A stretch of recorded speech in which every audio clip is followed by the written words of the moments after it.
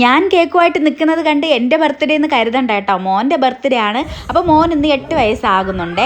അപ്പോൾ ഒരു ചെറിയ കേക്ക് കട്ടിങ് ആകാമെന്ന് കരുതി ഞങ്ങളിതാ കേക്കൊക്കെ ഒന്ന് സെറ്റ് ചെയ്ത് വെച്ചിട്ടുണ്ട് കേട്ടോ. അപ്പോൾ 8 എന്നുള്ള മെഴുകുതിരി ഞങ്ങളിതാ കത്തിച്ച് വെക്കുന്നുണ്ട്.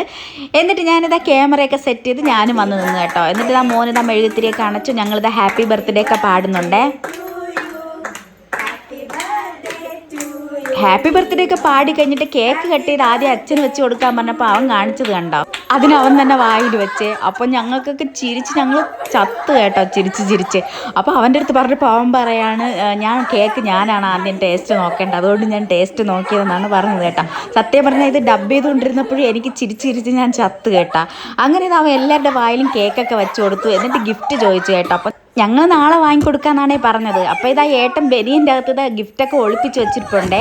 അപ്പോൾ അവൻ്റെ ഫ്രണ്ടിൽ കൂടെ നടക്കാതെ തിരിഞ്ഞ് അവനെ കാണാതെയാണ് നടക്കുന്നത് കേട്ടോ ഗിഫ്റ്റുമായിട്ട്.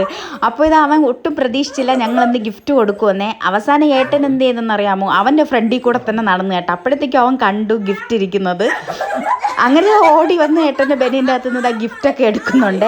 അങ്ങനെ ഗിഫ്റ്റ് എടുത്ത് അവൻ പൊളിച്ച് നോക്കുന്നുണ്ട് കേട്ടോ. അപ്പോൾ ഞങ്ങൾ അവനൊരു കാറാണ് വാങ്ങിക്കൊടുത്തത്. അവൻ പ്രത്യേകിച്ച് ഈ കാറ്, ഈ പട്ടിക്കുഞ്ഞ്, ഇതൊക്കെയാണ് അവന് ഭയങ്കര ഇഷ്ടം കേട്ടോ.